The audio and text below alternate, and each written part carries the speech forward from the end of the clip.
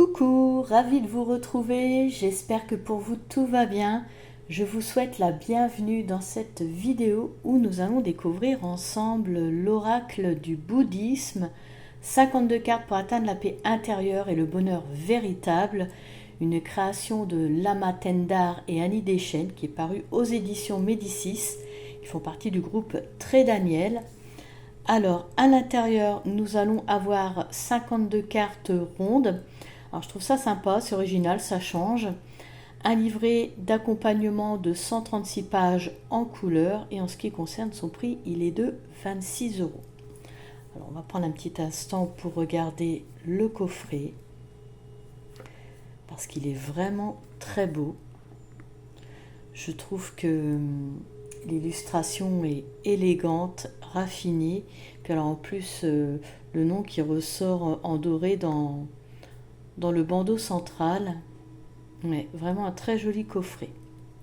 Alors, avant d'aller plus loin, je souhaitais vous présenter plus en profondeur Lama Tendar et Annie Deschênes, parce que vraiment ce sont deux sacrés personnages. Voilà, c'est le mot qui me vient.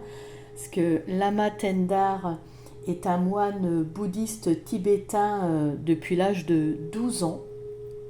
Il a reçu des enseignements authentiques de la pratique sacrée du Tantra Yoga. C'est quand même voilà, la pratique la plus exigeante. Il a également été formé pendant 8 ans dans un monastère à Lhasa auprès d'un véritable guérisseur tibétain.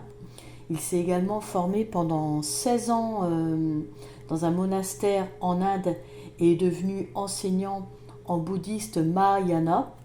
Et maintenant, il est installé en Australie depuis les années 2000 et il enseigne le dharma bouddhiste et procure des soins. Donc voilà, grande personnalité. Et ensuite, Annie Deschênes, alors elle est titulaire d'un doctorat en économie du développement et a poursuivi sa carrière universitaire pendant plus de 25 ans. Elle s'est formée au Reiki, a été naturopathe et a étudié le bouddhisme avec Lama Tendar, et ce depuis 2007. Et en 2017, elle a été ordonnée nonne bouddhiste dans la lignée de la tradition bouddhiste tibétaine. Voilà. Bref, vraiment deux parcours inspirants qui forcent le respect et l'admiration. C'est pour ça que je souhaitais prendre le temps de vous les présenter. Voilà. Alors après, on pourrait, quand on voit ce coffret, penser que c'est juste un oracle avec des citations bouddhistes, mais non, c'est bien plus profond. Il y a plein de choses à découvrir et à apprendre dans le livret. Voilà, c'est assez dense. Il est composé de 3 parties. Et ben, écoutez, je vous propose qu'on découvre tout de suite cela. Voilà. Alors, on va déjà regarder l'intérieur du coffret. Alors, on est sur un joli verre d'eau. Voilà. Ensuite, le livret d'accompagnement qu'on va regarder en premier, et donc le fond du coffret. Donc là, on a un encadrement cartonné qui maintient vraiment bien les cartes. Bon, voilà, faut pas non plus secouer, mais donc voilà. Il est de couleur vert foncé, là pour le coup, pas de verre d'eau. Et au fond du coffret, on a le mantra Homeni Padme Hum. Un mantra très important pour moi, je l'ai même tatoué sur le bras. C'est le mantra de la compassion. Voilà. Donc à l'arrière du livret, nous avons le mandala de la compassion. La représentation aussi ici. Allez, on y va. Je ne pourrais pas tout vous lire, mais je vais essayer de vous faire découvrir un maximum ce qu'il y a dans les livrets. Donc on arrive au sommaire, comme je vous disais, 3 parties.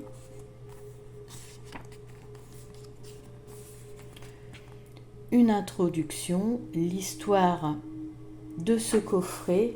Alors, dans cette introduction, on nous présente les 2 auteurs, mais comme je l'ai déjà fait, je ne vais pas y revenir. On nous dit que dans ce coffret, Lama Tendar et Annie Deschênes ont rassemblé des cartes conseils basées sur les enseignements bouddhistes.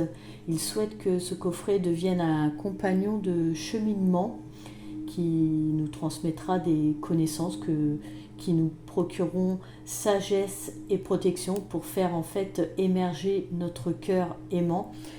Ils souhaitent également que ce coffret génère une énergie positive et un état d'esprit épanouissant pour que toutes les personnes souffrant de diverses affections, même mentales, alors attention, hein, affection mentale, on parle ici dépression et anxiété, donc que ce coffret devienne un soutien. Voilà, puissiez-vous profiter d'une vie épanouissante. Donc nous arrivons à la première partie, connaissance de base des enseignements bouddhistes. Alors là, nous avons une première partie assez dense, hein, voilà, la première partie. Donc il y a 15 pages recto verso que en fait je vais vous inviter à découvrir par vous-même si cela vous intéresse, car je pense que le bouddhisme est un éveil intérieur personnel, un cheminement intérieur personnel, et ces pages méritent d'être lues dans le calme pour une compréhension profonde et intense, et vous verrez vraiment cela vous changera pour toujours. En tout cas pour moi ça a été le cas. Donc on va voir vraiment ici tout ce qui est important, tous les thèmes fondamentaux, les étapes, je dirais, du cheminement pour faire germer en nous la bouddhéité, c'est-à-dire faire germer le corps de vérité naturelle, l'état d'esprit naturel d'un Bouddha. Donc comment atteindre le véritable bonheur. Action vertueuse et non vertueuse, la nature de l'esprit. Apprendre de l'exemple du Bouddha. Comment cultiver l'aspiration éclairée à petits pas, l'équanimité, compassion pour tous, le bonheur pour tous, doute et régénération. Le bonheur, c'est vraiment très très bien expliqué. Je trouve que ça m'en fait de façon pédagogue pour qu'on comprenne bien comment purifier un karma négatif, le pouvoir de la reliance, le pouvoir de la confession, le pouvoir de se détourner des fautes, le pouvoir de l'application des remèdes, voies vertueuses et non vertueuses, les effets du karma, le continuum des vies,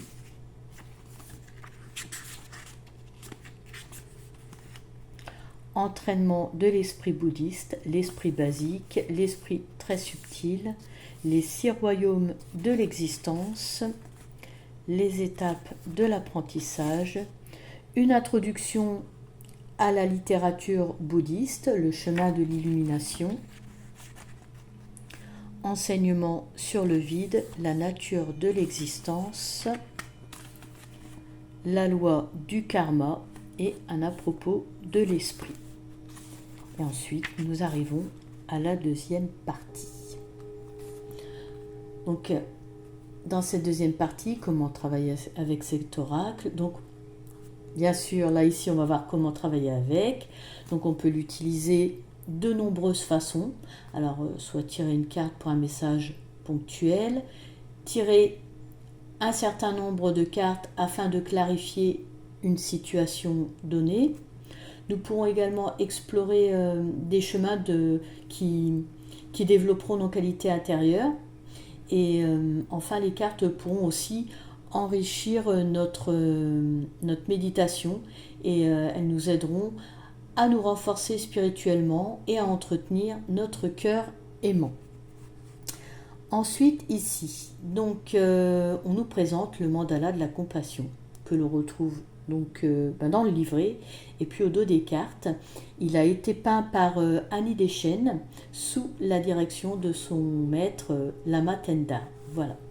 Donc je vais vous lire un petit truc important ici, je trouve. Donc dans la tradition bouddhiste tibétaine, les mandalas créés avec du sable ou peints sur du papier trouvent leur origine dans l'enseignement du Bouddha Shakyamuni.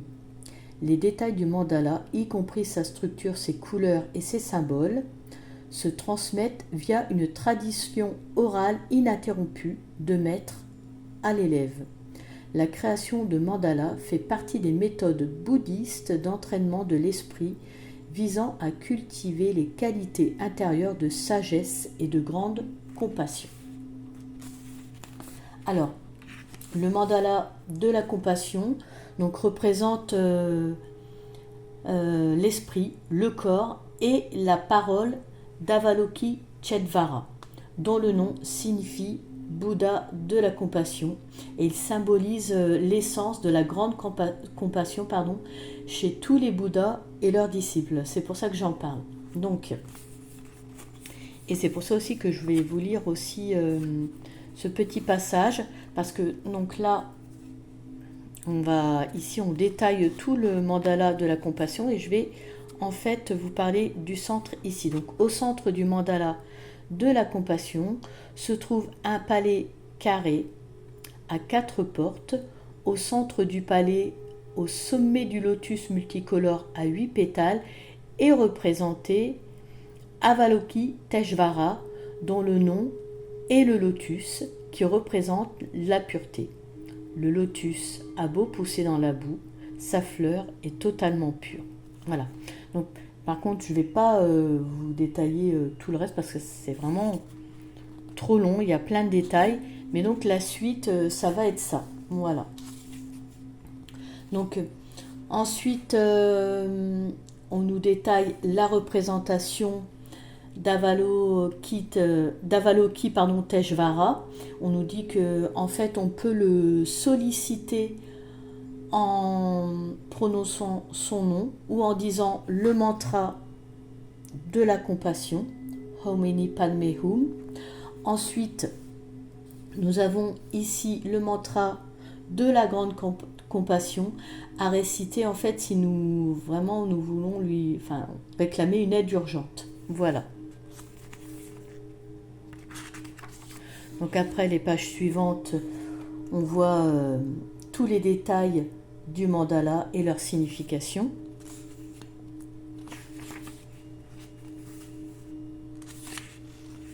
Voilà.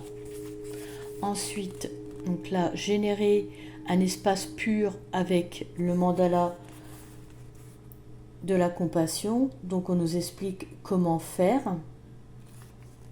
Ensuite, nous avons l'hommage, le mantra de la compassion et le mantra de la grande compassion. D'ailleurs, je vais y venir tout de suite. Nous avons en annexe, là, ici, sur la gauche, dans le livret, des QR codes à flasher pour avoir accès aux audios de ces mantras. Donc, c'est vrai que c'est bien pratique si on ne veut pas faire d'erreur de prononciation. Voilà. Alors, ensuite, nous avons des rituels, offrandes de mandala et dévouement. Là, ici, on voit les étapes pour une méditation sur la bienveillance aimante et la compassion. Alors ici, il nous précise qu'avoir un mandala de la compassion sur son autel génère une énergie positive dans le lieu et qu'effectuer le rituel d'offrande du mandala en fait en début de la méditation en fait sert à amorcer les choses. Donc ensuite nous voyons les différentes étapes. Donc nous voyons la posture à adopter, qu'il est bien de générer une motivation pure, que notre respiration ici doit se faire de façon naturelle et confortable, que l'on doit calmer notre esprit, le ramener à la paix, se focaliser sur le mantra de la compassion. Donc se concentrer sur la bienveillance aimante et la compassion en emplissant notre esprit et notre corps de ces énergies joyeuses. Ensuite, là, pour l'étape 7, consacrer les mérites de cette méditation à l'éveil de tous les êtres sensibles et à ceux qui nous viennent à l'esprit à ce moment-là. Et on termine ici avec l'étape 8 en voyant comment se réveiller correctement de la méditation. Voilà. Ensuite, générer des inspirations de sagesse, donc avec les cartes. Parce qu'en fait, maintenant, donc après cette méditation, on voit que on est dans de bonnes conditions pour travailler avec elles. Donc maintenant, comment générer des inspirations de sagesse, donc avec ces fameuses cartes. Et donc, ces cartes nous aideront, on l'a vu, donc, à débloquer une situation, résoudre un problème que nous rencontrons. Alors, pour ce faire, déjà, vous faites comme vous ressentez. Alors, soit vous tirez une carte ou plusieurs cartes, ou bien sinon, vous pouvez également parcourir toutes les cartes et choisir celle qui vous semble la plus pertinente par rapport à votre situation. Et ensuite, vous lisez le message et terminez toujours en consacrant les mérites de vos pensées vertueuses à l'éveil de tous les êtres sensibles. Voilà. Enfin, avant de passer aux cartes, on voit le rituel de purification du karma négatif. Donc le pouvoir de la fondation, le pouvoir de l'éradication ou de la confession, le pouvoir de se détourner des fautes, le pouvoir de l'application des remèdes. Et donc là, maintenant, nous arrivons à la troisième partie. Donc pour les cartes, on a le rappel de couleur de la carte, son nom, le petit texte qui l'accompagne et sa signification. Voilà. Et ça, pour toutes les cartes. Voilà. Et donc après, donc la dernière carte, nous arrivons au glossaire qui est très intéressant. Si vous ne savez pas tout sur le bouddhisme, on a des définitions, des explications, par exemple sur l'équanimité, énergie du vent, l'esprit conceptuel, esprit très subtil, le karma, les mérites. Voilà. Ensuite, nous arrivons aux annexes avec les différents mantras, les QR codes que vous pouvez flasher pour avoir les audios et un à propos de Lama Tendar et d'Annie Deschênes. Mais comme je vous en ai déjà parlé, je ne vous en reparle pas. Et donc voilà pour le livret d'accompagnement. On va pouvoir passer aux cartes. Comme je vous disais, un format rond, c'est super original. J'aime bien.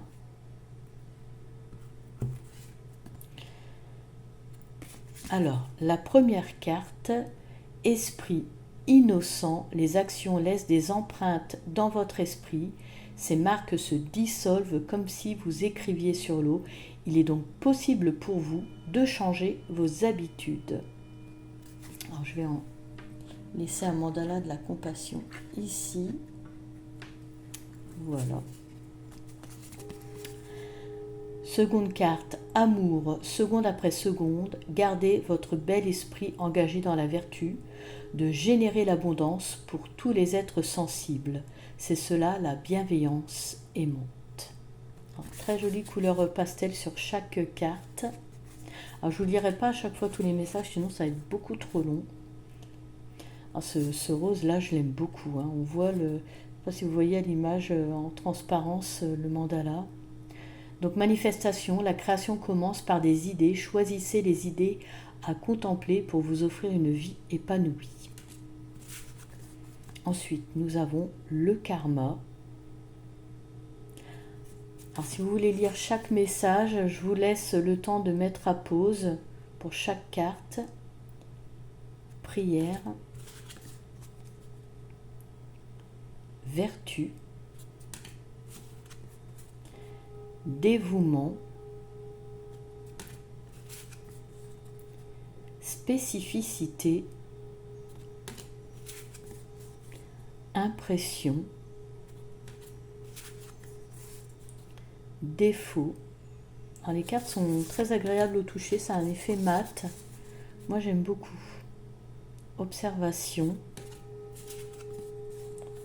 le moi, bonheur, le passé, plan, le moment présent, contrariété,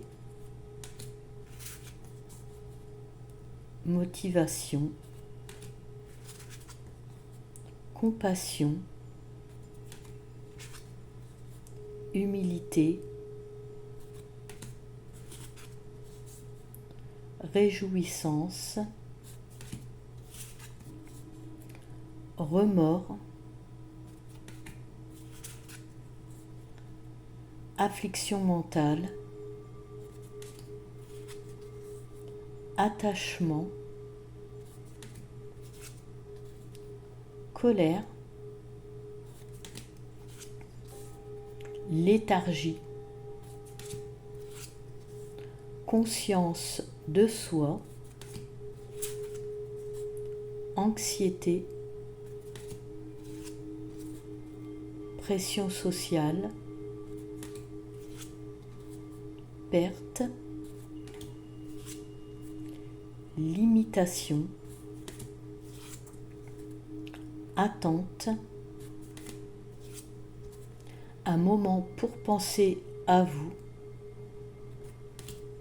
ça c'est très important, régénération, culpabilité, mais en fait tous les messages sont importants, tous les messages aident à faire un travail, action, effet karmique, équanimité, les trois joyaux, mère des êtres sensibles, gratitude, reconnaissance, respect, création, dissolution, générosité, confiance, pardon,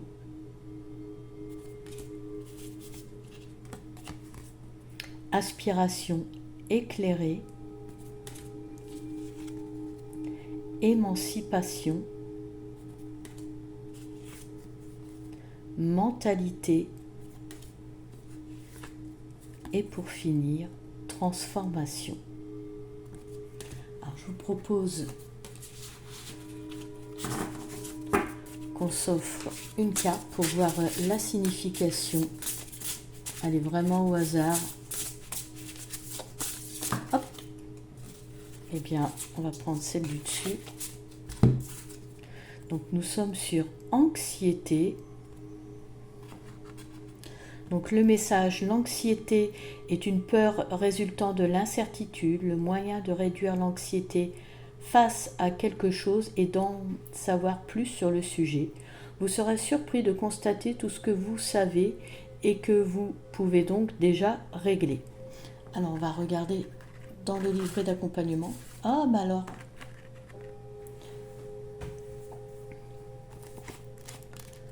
donc 28. Anxiété. Donc l'anxiété, c'est la peur de l'inconnu. Si nous savons exactement de quoi il retourne, bon ou mauvais, nous sommes en mesure de réagir de manière optimale et de nous adapter. Par conséquent, pour réduire l'anxiété liée par exemple à un examen ou un entretien d'embauche, il convient de s'informer, puis de formuler et de remettre en œuvre des plans d'action fondés sur les informations dont nous disposons étape par étape. Si vous pratiquez cette méthode, vous serez étonné de constater tout ce que vous savez déjà. Ainsi, l'anxiété envahissante se réduira et se dissipera au fur et à mesure que votre confiance se développera. Plus on est solide du point de vue spirituel, moins on a de risque d'éprouver de la peur dans une situation quelconque. Posez vos mains sur votre cœur et prononcez votre propre nom à voix haute à 3 reprises avec l'intention claire que votre énergie spirituelle se concentre sur la vertu et s'ancre dans votre corps. Focalisez votre esprit sur le mantra de la compassion Om Mani Padme Hum et sur des pensées de gratitude envers toute nourriture spirituelle. Réfugiez-vous dans les vertus de la bienveillance aimante et de la compassion pour devenir plus fort chaque jour. Et bien voilà, on va terminer donc avec un beau message et on va terminer avec le visuel du mandala de la compassion. Et bien, cette vidéo touche à sa fin. Je vous remercie de m'avoir suivi. N'hésitez pas à liker si cette vidéo vous a plu, à me faire part de vos ressentis en commentant. Je vous invite également à vous abonner et profite de vous remercier si vous faites partie de ma communauté. Je vous quitte en vous souhaitant le bonheur, la sérénité, l'harmonie et la lumière dans votre vie. Prenez soin de vous et je vous dis à très bientôt.